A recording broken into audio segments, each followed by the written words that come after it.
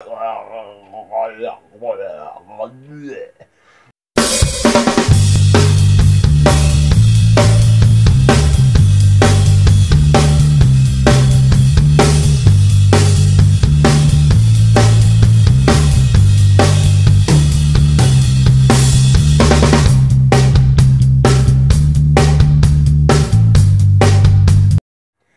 YouTube and welcome to another Doctor Who Regeneration review. So today I review Doctor Who the TV movie, starring Paul McGann, Daphne Ashbrook and Eric Roberts, directed by Jeffrey Sachs, written by Matthew Jacobs. Okay, so New Year's Eve 1999. Earth is about to run out of time. Returning home to Gallifrey with the remains of his arch enemy, the Master, the TARDIS is forced off course. Plummeting the Doctor into the middle of a street gun battle in downtown San Francisco. Critically wounded in the shootout, the Doctor has to regenerate and save his own life, and he's not the only one. The Master has a new body too, which to wreak havoc, and his ultimate goal is to take the Doctor's own existence. As the clock counts down to the start of a new millennium, the Doctor has to stop the Master destroying all life on Earth, but at what cost? The story was broadcast on BBC One on the 27th of May 1996. So it's at least 20 years old. So yeah, the Doctor, Sylvester McCoy makes his appearance in it as the 7th Doctor. Of course, he's old and withering, and he's nearing his regeneration, and it gets speeded up by him being wounded in a gang war. And also the Master, his remains when he gets executed by the Daleks, because the Master stands trial on the planet Skaro as all his crimes are read out.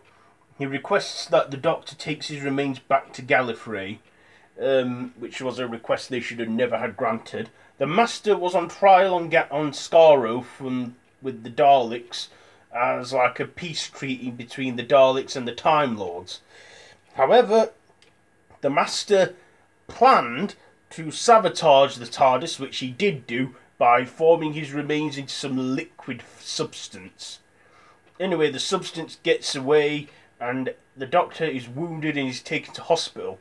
Little do we know that the Master has actually snuck into the coat of Bruce, the paramedic, played by Eric Roberts. So later on that night, when the Doctor is presumed dead, he regenerates into like this. It goes all electrical on him, and he starts morphing, putting on like fully like faces today that we use in selfies, like and he morphs into the 8th Doctor, whilst the Master forms into a snake and rams himself into the mouth of Bruce, regenerating and taking over his body.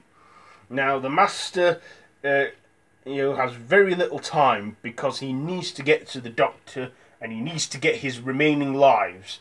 But the Doctor that tried to save the Doctor in surgery is Dr. Grace Holloway, played by Daphne Ashbrook.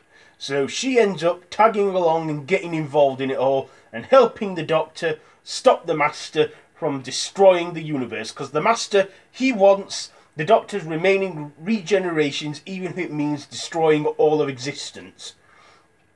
By the strike of midnight they have, because it's either a new millennium or the end of the world.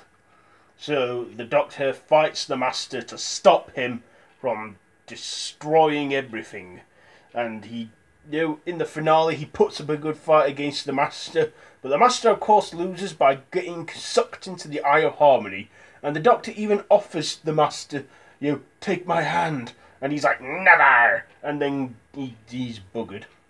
So yeah, there was a lot of action in this film.